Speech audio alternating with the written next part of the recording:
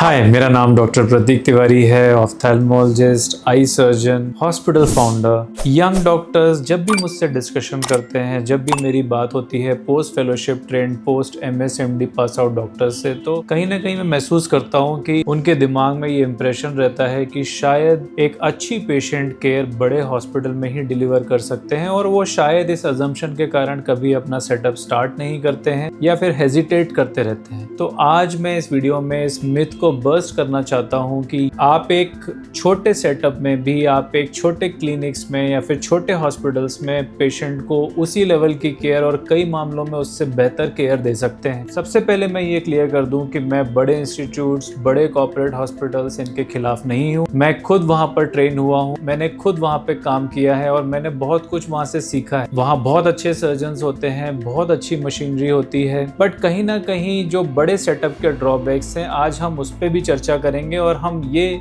जानने की कोशिश करेंगे कि हम किस तरीके से एक छोटे सेटअप में भी एक अच्छी पेशेंट केयर डिलीवर कर पाते हैं।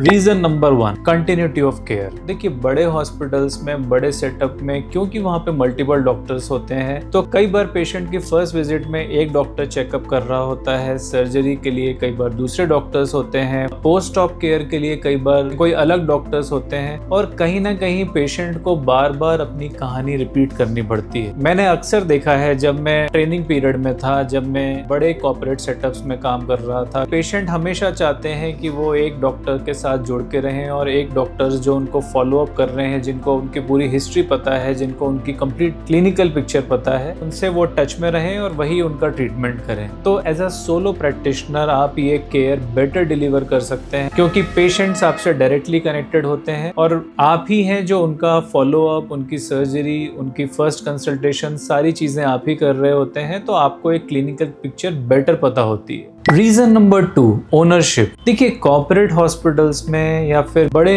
इंस्टीट्यूट्स में मैक्सिमम डॉक्टर्स वहां पर एक कंसल्टेंट की तरह काम कर रहे होते हैं। देखिए, जब आप किसी हॉस्पिटल में एज अ कंसल्टेंट काम करते हैं, तो कहीं ना कहीं एक ओनरशिप का चैलेंज आपको आता है। वहीं अगर आप सोलो प्रैक्टिसेस को देखेंगे, तो वहां पर ओनरशिप एंड कंसल्टेंसी दोनों एक ही डॉक्टर कर रहे होते हैं, तो वहां पर चीजें काफी डिफरेंट होती हैं। डॉक्टर्स की रेपुटेशन एट स्टेक होती है, डॉक्टर्स डायरेक्टली पेशेंट कांटेक्ट में होते हैं, तो कहीं ना कहीं पेशेंट के प्रति अकाउंटेबिलिटी कॉर्पोरेट हॉस्पिटल या फिर बड़े सेटअप से ज्यादा होती है। और देखिए, जहां अकाउंटेबिलिटी ज्यादा होती है, वहां पर डिलीवरी भी बेटर होती है। Reason number 3, flexibility. देखिए, कॉर्पोरेट हॉस्पिटल्स में या बड़े सेटअप्स में प्रोटोकॉल से चीजें चलती हैं। हर चीज का एक प्रोटोकॉल होता है। फर्स्ट विजिट में क्या क्या होगा, सर्जरी में क्या क्या प्रोटोकॉल्स फॉलो होंगे। देखिए, ये एक बहुत ही अच्छी प्रैक्टिस है और इससे बहुत ही बेटर क्लिनिकल आउटकम्स पैदा होते हैं। लेकिन कुछ स्पेशलिटीज ऐसी होती हैं जहाँ पे कि हमें प्रोटोकॉल्स को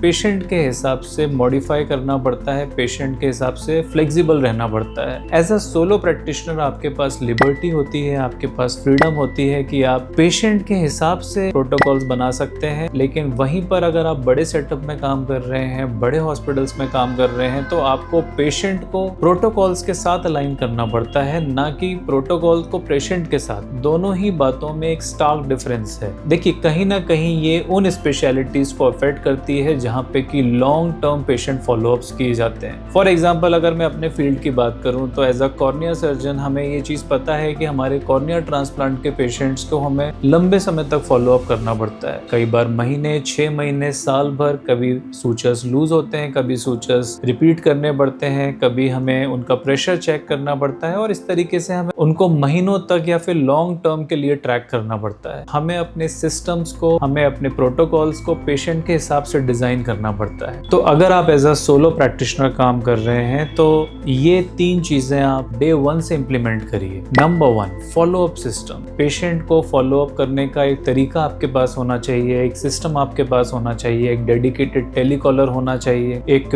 डेडिकेटेड काउंसलर होना चाहिए, और आपकी अवेलेबिलिटी आप इंश्योर करिए कि पेशेंट जब भी आ रहा है आपके पास, तो आप उसकी केयर के लिए अवेलेबल हो। नंबर 2, जो स्पेशलिटीज़ आप नहीं करते हैं, फॉर एग्जांपल मैं as a cornea cataract LASIK surgeon काम करता हूँ, मैं रेटिना नहीं करता हूँ, मैं ऑक्लोप्लास्टी नहीं करता हूँ, तो मुझे अपने कॉन्टैक्ट में स्पेशलिस्ट रखने पड़ते हैं ताकि सही समय पर पेशेंट वहाँ पर पहुँच जाए और उसको बेटर केयर या फिर एक परफेक्ट केयर मिल सके। नंबर 3, हर कॉम्प्लेक्स केस को डॉक्यूमेंट करना, चाहे वो कॉम्प्लिकेटेड कॉर्निया ट्रांसप्लांट केस हो, कॉम्प्लिकेटेड रेटिना केस हो, कॉम्प्लिकेटेड ऑक्लोप्लास्टी केस हो, हर केस को डॉक्यूमेंट करना चाहिए, वही आपकी कंटिन्यूटी का प्रूफ बनेगा। तो एट लास्ट मैं सारे पोस्ट फेलोशिप डॉक्टर्स या पोस्ट MD-MS डॉक्टर्स को एक ही बात बोलूंगा कि सोलो प्रैक्टिसेस छोटी हो सकती हैं लेकिन केयर डिलीवरी बड़ी होती है। केयर डिलीवरी इंफ्रास्ट्रक्चर लिंक्ड नहीं, डॉक्टर लिंक्ड होती है। अगर आप एज अ सोलो प्रैक्टिशनर काम कर रहे हैं तो कॉन्फिडेंस रखिए, अगर आप एक अच्छे सिस्टम डिजाइन करते हैं तो आप पेशेंट को कहीं ना कहीं एक बहुत अच्छी केयर डिलीवर कर सकते हैं। इसी तरीके के प्राइवेट प्रैक्टिस के रियल लाइफ इनसाइट्स जानने के लिए यंग डॉक्टर शो को फॉलो करिए।